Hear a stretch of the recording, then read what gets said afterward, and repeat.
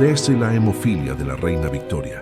Como una abuela mató sin querer a 3 imperios europeos, la enfermedad genética que acabó con la realeza y provocó la caída de los Romanov, una abuela cariñosa, una enfermedad invisible, 3 imperios destruidos. Esta es la historia de cómo la mujer más poderosa del siglo XIX llevaba en su sangre un secreto mortal que cambiaría para siempre el rumbo de la historia mundial. Un secreto que transmitiría sin saberlo a sus nietos, difundiéndolo por las casas reales de Europa como un virus silencioso. Y cuando ese secreto finalmente salió a la luz, reyes caerían, estallarían revoluciones y el mapa político del mundo sería redibujado con sangre. Imagina por un momento, eres reina, gobernante del mayor imperio que el mundo ha conocido. Tus territorios cubren una cuarta parte del planeta. El sol literalmente nunca se pone en tus tierras. Casas a tus hijos y nietos con las familias reales más importantes de Europa, tejiendo una red de poder e influencia sin precedentes. Te llaman abuela de Europa, con orgullo y reverencia, pero oculto en tu ADN, invisible para cualquier médico de la época, hay algo esperando. Algo que convertirá tu legado de grandeza en una maldición que perseguirá generaciones. Esta es la verdadera historia de la reina Victoria, y lo que estás a punto de descubrir va mucho más allá de los libros de historia. Si las historias más oscuras y perturbadoras de la historia te atrapan como a mí, dale like ahora mismo y suscríbete, porque lo que viene sobre Iván el Terrible hace que otros tiranos parezcan santos, y espera a descubrir ¿qué hacía con los perros hambrientos? Era julio de 1918. Rusia ardía. La familia Romanov, que había gobernado el país más grande del mundo durante 300 años, estaba a punto de ser ejecutada en un sótano frío y húmedo. El zar Nicolás II, su esposa Alejandra y sus 5 hijos aguardaban su destino. Pero ¿qué llevó a una de las dinastías más poderosas de la historia hasta ese momento brutal? La respuesta está en la sangre. Literalmente.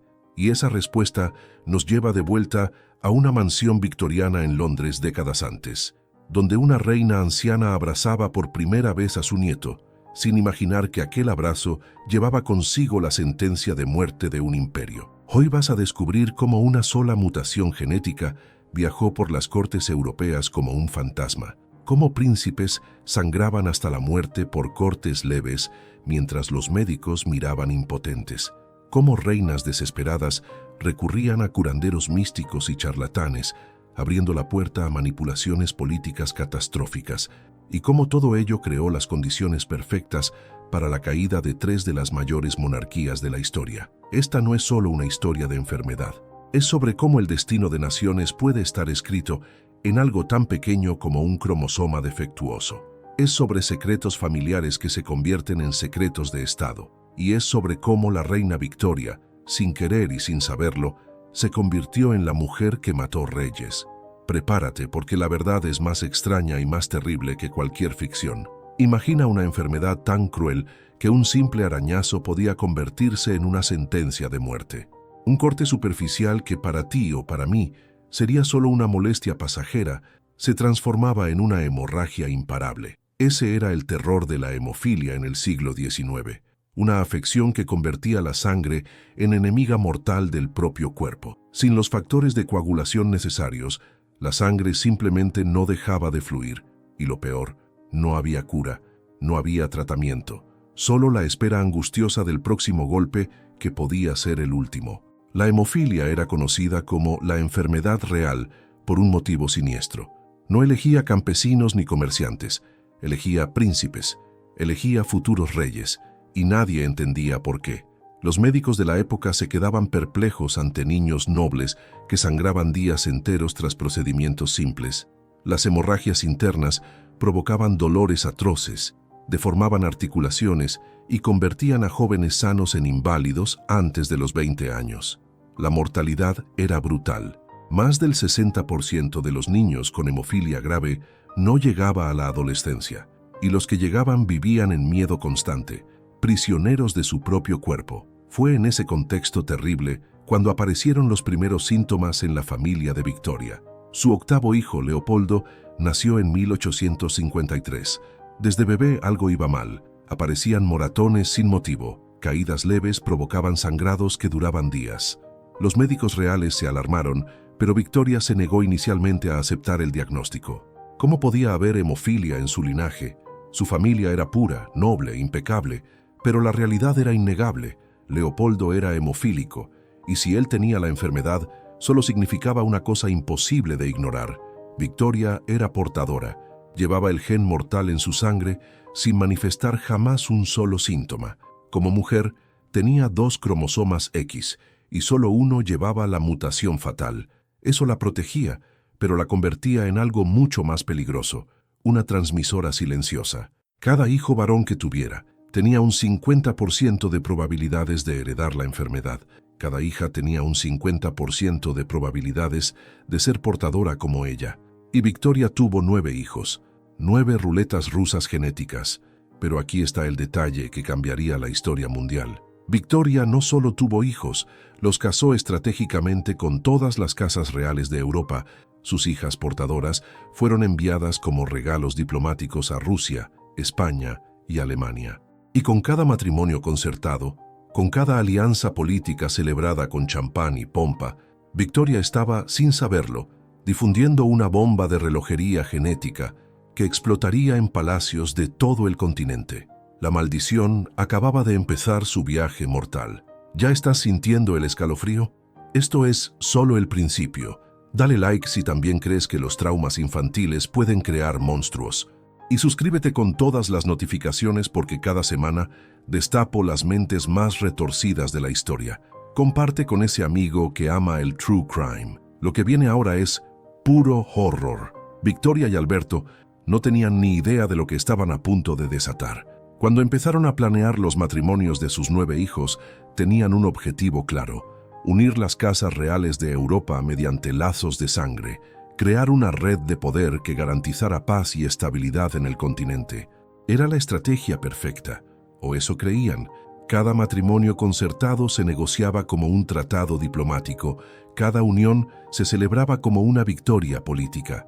Pero lo que nadie veía era que cada ceremonia nupcial estaba, en realidad, plantando una bomba de relojería genética que explotaría décadas después. El primer matrimonio tuvo lugar en 1858, cuando la princesa Vicky, la hija mayor, se casó con el príncipe heredero de Prusia. Fue un evento grandioso, una celebración de la alianza entre Inglaterra y lo que pronto sería el Imperio Alemán. Vicky llevó consigo no solo su dote y su refinada educación británica, sino también algo invisible en su sangre. Era portadora de hemofilia. Su hijo, el príncipe Waldemar, sería una de las primeras víctimas confirmadas de la enfermedad en la familia prusiana, muriendo a los 11 años tras una herida leve. La maldición había cruzado el Canal de la Mancha, pero aquello fue solo el principio. La princesa Alicia, otra hija de Victoria, se casó con el gran duque de Hesse en Alemania. Ella también era portadora. Su hijo Federico murió a los 3 años tras caer de una ventana, desangrándose, mientras los médicos intentaban desesperadamente detener la hemorragia. Su hija Alix crecería para convertirse en la zarina de Rusia, llevando el gen fatal directamente al corazón de la dinastía Romanov. Cada matrimonio era como esparcir semillas envenenadas en terreno fértil. El patrón se repetía con precisión cruel. La princesa Beatriz, la hija menor y favorita de Victoria, se casó con el príncipe Enrique de Battenberg. 2 de sus hijos heredaron la hemofilia. Uno de ellos, Leopoldo, murió durante una operación rutinaria. El otro, Mauricio, murió en la Primera Guerra Mundial, aunque los registros médicos sugieren que ya estaba debilitado por la enfermedad. Y había más. La princesa Leopoldina de España, nieta de Victoria, se casó con la realeza española, llevando el gen a la península ibérica. 2 de sus hijos murieron de hemofilia antes de los 20 años. En menos de 3 generaciones, la hemofilia de Victoria había infiltrado las 3 mayores dinastías de Europa: los Hohenzollern de Alemania, los Romanov de Rusia y los Borbón de España. 3 imperios, 3 familias reales, todos condenados por decisiones tomadas en salones de baile y salas de negociación, donde nadie imaginaba que el verdadero enemigo estaba oculto en la propia sangre real. El matrimonio que debía unir Europa estaba, en realidad, tejiendo su destrucción. Leopoldo, duque de Albany, nació el 7 de abril de 1853, octavo hijo de la reina Victoria. Desde los primeros meses de vida, algo iba terriblemente mal. Un simple golpe al aprender a andar provocaba moratones que se extendían como manchas de tinta bajo su piel pálida. Cortes diminutos sangraban durante horas, a veces días. Los médicos de la corte observaban perplejos mientras el niño gritaba de dolor por hemorragias internas que hinchaban sus articulaciones hasta el tamaño de naranjas. Victoria lo anotaba todo en su diario. Mi pobre Leopoldo sufre tanto, sus piernas están tan hinchadas que apenas puede andar. La sangre se acumula dentro de él y no podemos hacer nada. Fue el primer caso documentado de hemofilia en la familia real británica, aunque nadie sabía aún cómo nombrar aquel horror. La vida de Leopoldo fue una prisión de precauciones extremas.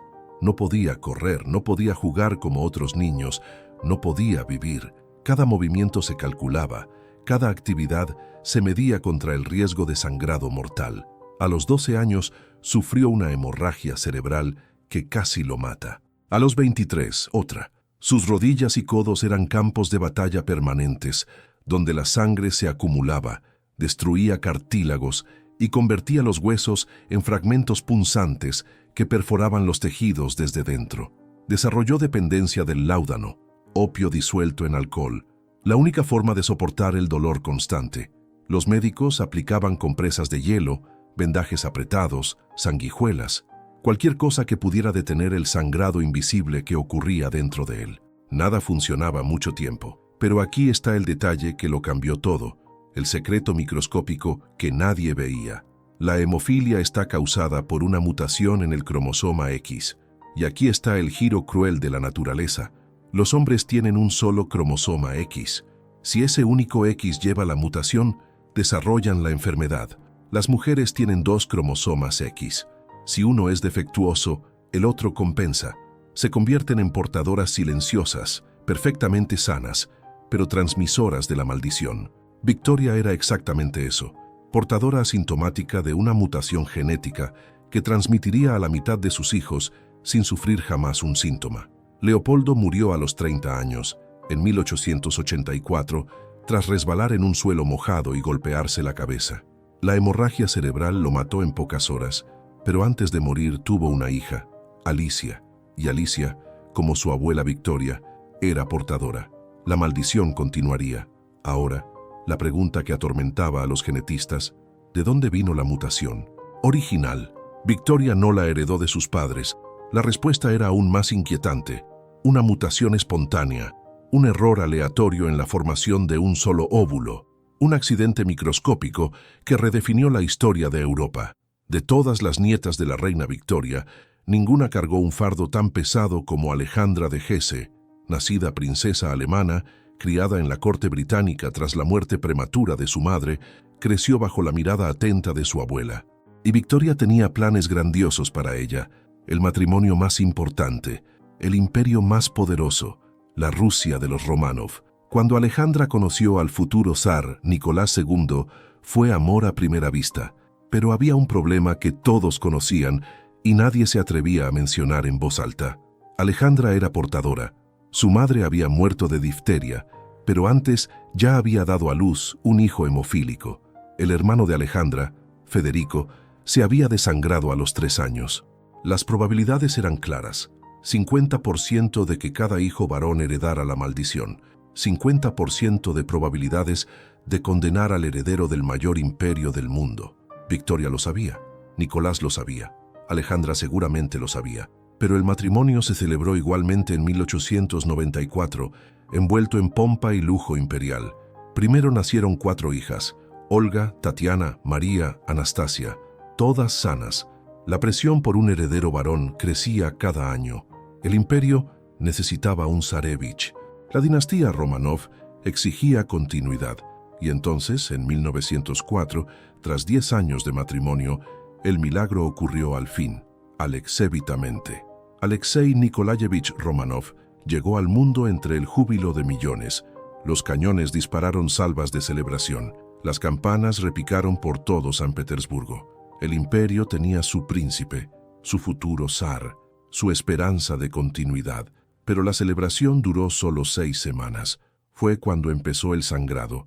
Primero un pequeño hematoma que no dejaba de hincharse. Después hemorragias internas que hacían gritar al bebé de dolor durante horas. Los médicos imperiales se horrorizaron. Alejandra cayó en la desesperación. El diagnóstico que siempre había temido, por el que rezaba cada noche, se había hecho realidad. Alexei era hemofílico, el heredero del trono ruso, el niño que un día comandaría el mayor ejército del mundo, podía morir por un simple arañazo. La noticia se mantuvo en secreto, absoluto secreto. Nadie fuera del círculo más íntimo de la familia imperial podía saberlo. ¿Cómo reaccionaría el pueblo ruso al descubrir que su futuro zar estaba condenado? ¿Que la zarina extranjera había traído una maldición genética a la dinastía? Alejandra se hundió en una culpa devastadora. Cada grito de dolor de Alexei era una puñalada en su corazón. Pasaba noches en vela rezando, implorando un milagro. Y fue precisamente en ese momento de desesperación absoluta cuando un nombre empezó a circular por los pasillos del Palacio de Invierno. Un monje campesino de Siberia, un hombre de mirada penetrante y reputación oscura, un curandero que afirmaba tener poderes divinos. Se llamaba Grigori Rasputin y estaba a punto de cambiar el destino de Rusia para siempre. Imagina la escena: Palacio de Invierno, San Petersburgo, 1907. El pequeño Alexei, con apenas 3 años, sufre una caída aparentemente inocua. Pero para un niño con hemofilia no existen caídas inocuas. Empieza la hemorragia interna, implacable. Sus articulaciones se hinchan. El dolor es tan intenso que el niño grita durante días. Los mejores médicos del Imperio ruso se reúnen, pero son impotentes. Morfina, compresas, oraciones. Nada funciona. Alejandra, desesperada, ve agonizar a su hijo sabiendo que ella misma lleva el gen maldito que lo condena. Y es en ese momento de desesperación absoluta cuando alguien susurra en los pasillos del palacio: Rasputin. Grigori Rasputin era todo lo que la nobleza rusa despreciaba. Un campesino siberiano sucio, de ojos hipnóticos y fama de místico. Pero a Alejandra no le importaban las convenciones cuando su hijo se estaba muriendo. Llamaron a Rasputin al palacio, y lo que ocurrió después parecía imposible. Entró en la habitación donde Alexei gritaba de dolor. Se acercó a la cama, miró al niño a los ojos, y en pocas horas el pequeño estaba calmado. El sangrado se había detenido. ¿Milagro? La familia imperial creía que sí. A partir de ese día, Rasputin se volvió indispensable. Pero aquí está lo que los médicos de la época no pudieron explicar y que los expertos modernos han desvelado al fin. Rasputin probablemente no tenía poderes sobrenaturales. Lo que tenía era una comprensión intuitiva de algo revolucionario para la época: el poder de la mente sobre el cuerpo. Estudios recientes sugieren que Rasputin usaba técnicas primitivas de hipnosis y calmaba profundamente al niño. Y aquí está el detalle clave. Cuando una persona con hemofilia entra en pánico, su presión arterial sube y el sangrado empeora. Al tranquilizar a Alexei, reduciendo su estrés y ansiedad, Rasputin literalmente frenaba la hemorragia. No era magia, era psicología aplicada décadas antes de que la ciencia la entendiera. Pausa aquí un segundo y dime en comentarios, ¿crees que Rasputin tenía realmente poderes místicos o era solo un maestro manipulador? Y si te está pareciendo esta historia tan fascinante como a mí, deja ese like para que más gente descubra esta verdad oculta de la historia. El problema es que esa dependencia destruyó a los Romanov. Alejandra empezó a confiar ciegamente en Rasputin, consultándole decisiones políticas, mientras Nicolás II estaba en el frente de la Primera Guerra Mundial. La nobleza rusa veía a un campesino borracho y libertino controlando a la emperatriz. Corrían rumores salvajes, que Rasputin era amante de Alejandra, que hipnotizaba a la familia real, que era espía alemán. La credibilidad de la monarquía se derrumbó. El pueblo ruso, ya sufriendo guerra y hambre, veía a sus gobernantes como marionetas de un loco. La hemofilia de un niño había abierto las puertas del poder al hombre que ayudaría a destruir 300 años de dinastía Romanov, y lo peor aún estaba por llegar, antes de revelarte el ejército más sádico de la historia. Y créeme, supera cualquier película de terror. Necesito que apoyes este canal. Suscríbete Toma 2 segundos y me ayuda enormemente. ¿Ya diste like? Hazlo ya, porque lo que hicieron los Oprichniki no tiene nombre. Mientras Rusia se hundía en el caos, la maldición de Victoria ya había clavado sus garras en otra dinastía europea, España. Y aquí la historia se repite de forma aún más brutal, porque no hablamos de un solo niño hemofílico, hablamos de generaciones enteras destrozadas por la misma enfermedad. La nieta de Victoria, Ena de Battenberg, se casó con el rey Alfonso XIII de España en 1906, un matrimonio de cuento de hadas que se convirtió en pesadilla en el primer embarazo. Cuando nació el príncipe Alfonso, los médicos lo descubrieron de inmediato. Tenía hemofilia. Ena había llevado el gen maldito al corazón de la monarquía española. El príncipe Alfonso, heredero al trono, vivió en terror constante. Cualquier caída, cualquier herida leve podía matarlo. En 1933, con 31 años, sufrió un accidente de coche aparentemente menor. Para cualquier persona normal, unos arañazos y moratones. Para un hemofílico, sentencia de muerte. Sangró internamente durante horas. Sus órganos se inundaron de sangre que su cuerpo no podía coagular. Murió en agonía. Pero Alfonso no fue el único. Su hermano menor, Gonzalo, también era hemofílico. Otro accidente de coche en 1934, con 20 años. Misma muerte horrible. Misma hemorragia incontrolable. Aquí va un dato que te hará pensarlo 2 veces cada vez que cojas el coche. Estadísticamente, los accidentes de tráfico leves tienen una mortalidad inferior al 2% en personas sanas. Para hemofílicos graves en los años 30, esa cifra era del 67%. 2 de cada 3 morían. Los príncipes españoles nunca tuvieron opción. Y lo peor, la reina Ena era despreciada por la corte española. La llamaban la inglesa maldita. El rey Alfonso XIII, destrozado por la pérdida de 2 hijos, culpaba abiertamente a su esposa. El matrimonio se rompió. La monarquía española entró en colapso político. Pero aquí está lo que los historiadores rara vez mencionan. Los médicos de la corte española intentaron algo desesperado. Transfusiones de sangre primitivas. Extraían sangre de donantes sanos e inyectaban directamente a los príncipes durante las crisis. La técnica secreta de la que hablé antes era esa. Transfusiones brutales, sin conocer grupos sanguíneos, sin esterilización adecuada. Muchas veces mataban más rápido que la propia hemofilia. Reacciones graves, infecciones masivas. Los médicos experimentaban literalmente con miembros de la realeza, probando cualquier cosa para salvar las dinastías. 2 familias imperiales destruidas, Rusia y España, ambas portando el gen de una sola mujer, Reina Victoria. Pero prepárate, porque la historia aún no ha terminado. Hay una tercera dinastía, una que seguro no esperas, y lo que pasó allí va a mostrar hasta dónde puede llegar la desesperación real cuando la hemofilia llama a la puerta. Mientras Rasputin paseaba por los pasillos del Palacio de Invierno, como si fuera el verdadero emperador, algo mucho más oscuro ocurría entre bastidores. Cada vez que Alexei sangraba, cada vez que su vida pendía de un hilo, Alejandra tomaba decisiones que cambiarían el destino de millones. Y aquí está lo que los historiadores ocultaron durante décadas. Documentos desclasificados en 2007 revelan que la emperatriz intervino directamente en nombramientos militares, destituciones de ministros e incluso estrategias de guerra durante la Primera Guerra Mundial, todo basado en los consejos de Rasputin. No eran solo supersticiones de una madre desesperada, era una enfermedad genética controlando literalmente las decisiones políticas de un imperio que abarcaba 1/6 de la superficie terrestre.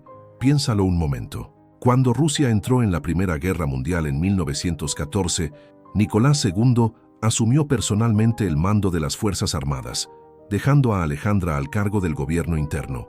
Pero Alejandra no gobernaba sola, gobernaba a través de Rasputin, y Rasputin no tomaba decisiones basadas en estrategia política o economía, las tomaba según lo que mantuviera vivo a Alexei. Generales competentes fueron destituidos porque Rasputin decía que traían energía negativa al niño. Ministros fueron nombrados no por capacidad, sino por su disposición a aceptar la influencia del monje. El gobierno ruso cambiaba de liderazgo cada pocos meses, creando un caos administrativo sin precedentes. Mientras tanto, Millones de soldados rusos morían en las trincheras sin suministros adecuados, sin liderazgo coherente, sin esperanza. Y todo porque una mujer desesperada haría cualquier cosa por salvar a su hijo de una enfermedad que ella misma le había transmitido. La aristocracia rusa sabía exactamente qué estaba pasando.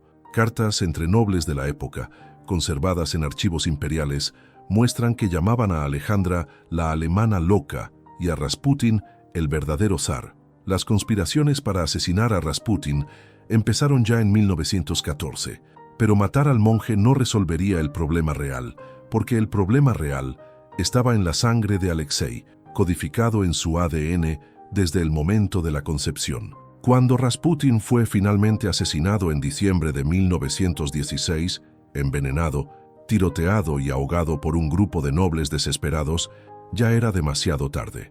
La revolución llegaba, alimentada por años de pésima gestión, derrotas militares humillantes y la percepción pública de que la familia imperial estaba más preocupada por un monje místico que por el sufrimiento del pueblo ruso. La hemofilia había cavado la tumba de los Románov. Solo faltaba empujarlos dentro.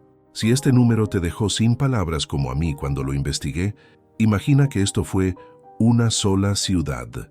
Dale like si crees que la historia debe contar estas verdades por más duras que sean. ¿Ya estás suscrito? Si no, ¿qué esperas?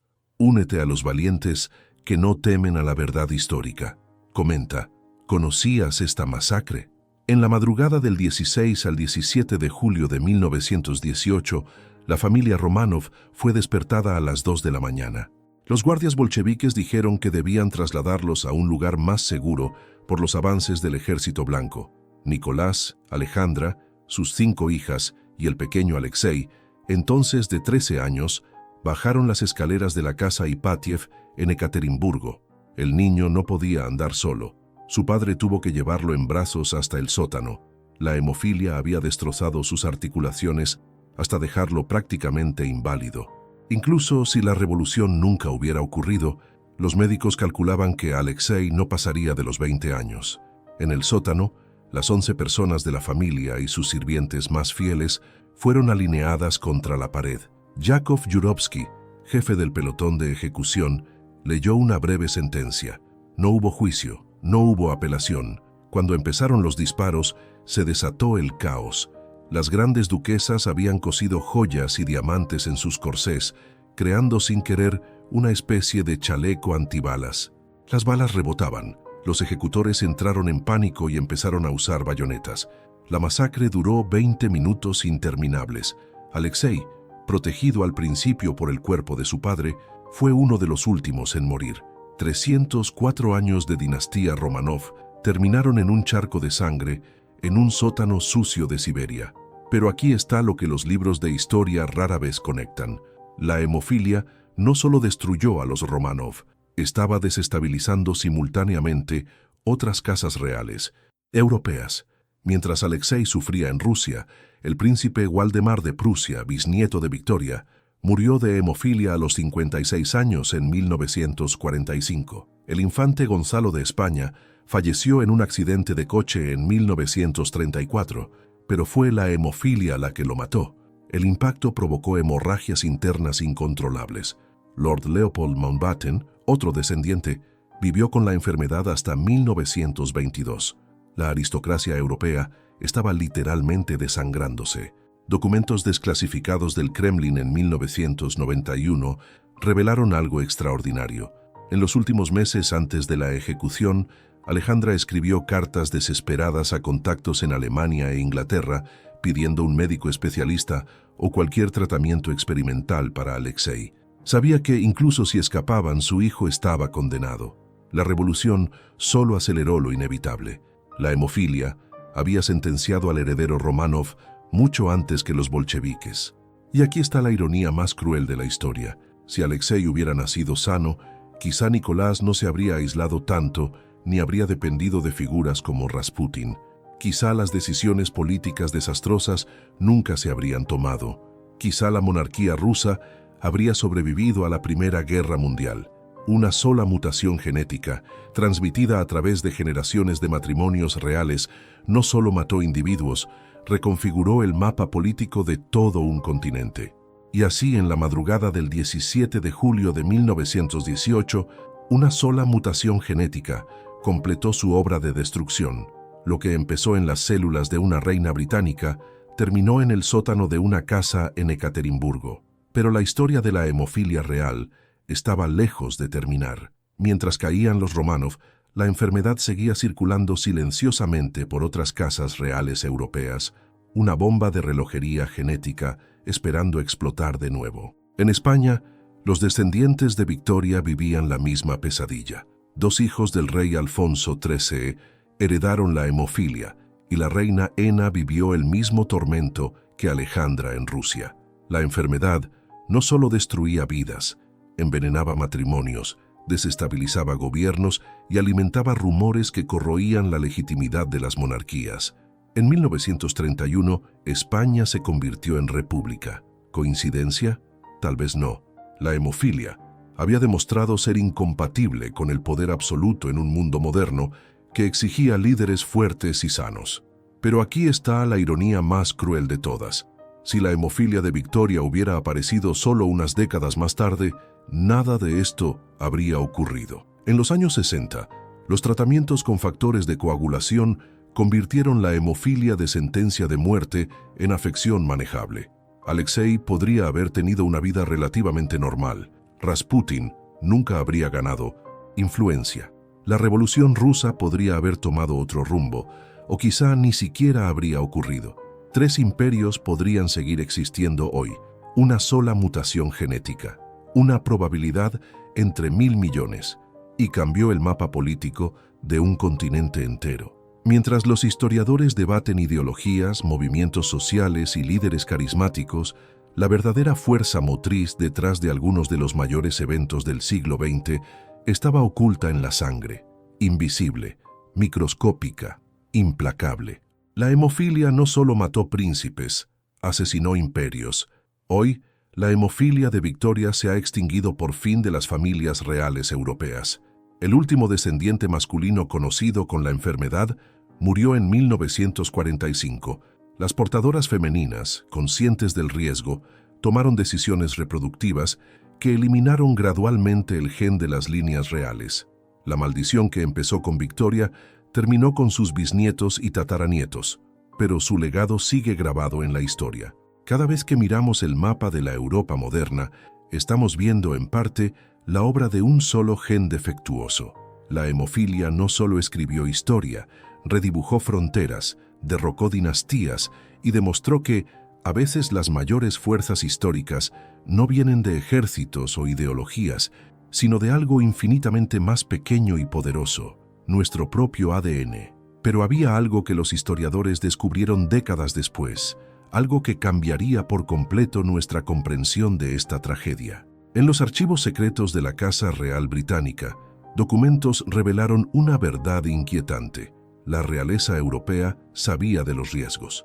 Los médicos de corte habían advertido sobre los peligros de los matrimonios consanguíneos desde mediados del siglo XIX. Cartas entre la reina Victoria y sus consejeros médicos muestran que ella era plenamente consciente de que su enfermedad era hereditaria. Y aún así, los matrimonios concertados continuaron, porque mantener el poder dentro de la familia era más importante que la salud de las generaciones futuras. En 1884, un médico alemán llamado Otto von Bismarck presentó un informe detallado sobre los riesgos genéticos de las familias reales. El documento desapareció de los archivos oficiales, pero una copia se encontró en 2003 en una caja fuerte suiza. En él, Bismarck advertía que seguir casando entre primos podría provocar el colapso de las monarquías europeas. Tenía razón, pero fue ignorado. El orgullo real fue mayor que la razón científica. Mantener las líneas puras valía más que las vidas de niños que se desangraban. Y aquí está el giro más impactante de todos. Documentos médicos hallados en los archivos del Palacio de Buckingham en 2018 revelaron que la propia reina Victoria consideró detener los matrimonios concertados tras el nacimiento de su tercer nieto hemofílico. Escribió en su diario personal que se sentía culpable, que cargaba con el peso de una maldición, pero sus consejeros La convencieron de que admitir públicamente la enfermedad genética debilitaría la imagen de la monarquía. Así que el silencio continuó. Se arreglaron más matrimonios. Nacieron más niños condenados. El coste de esa decisión fue incalculable. La hemofilia no solo mató príncipes y desestabilizó imperios, manchó para siempre la imagen de la realeza como divina e infalible. Mostró al mundo que reyes y reinas eran tan vulnerables como cualquier mortal, que la sangre azul que tanto valoraban era en realidad sangre defectuosa, y que el poder absoluto, combinado con orgullo ciego, puede destruir no solo familias, sino civilizaciones enteras. Hoy la hemofilia real es tratable. La ciencia venció donde la realeza falló, pero las lecciones de esta historia resuenan todavía. Ningún secreto permanece enterrado para siempre. Ningún poder está por encima de las leyes de la naturaleza, y a veces las mayores amenazas a los imperios no vienen de ejércitos enemigos, sino de dentro, ocultas en la propia sangre. Y si crees que los secretos médicos de la realeza terminan aquí, prepárate, porque hay otras historias enterradas en los archivos reales que te van a dejar aún más boquiabierto. Si Iván el Terrible te dejó sin dormir, prepárate para Vlad el Empalador, el verdadero Drácula que empalaba 20.000 personas a la vez. El video está por salir. Suscríbete para no perdértelo. ¿Este video te voló la cabeza? Compártelo ahora con ese amigo que dice que ya vio todo. Te aseguro que esto no lo ha visto. Comenta qué tirano quieres que destape después. Calígula, el emperador que se casó con su caballo Nerón, el que quemó Roma por diversión Pol Pot, el genocida del siglo XX, la condesa sangrienta, Báthory. Y recuerda, todos llevamos un monstruo dentro. La diferencia es que algunos lo alimentan. ¿Te atreves con el próximo? Nos vemos. Si sobrevives, activa la campana o te perderás el próximo.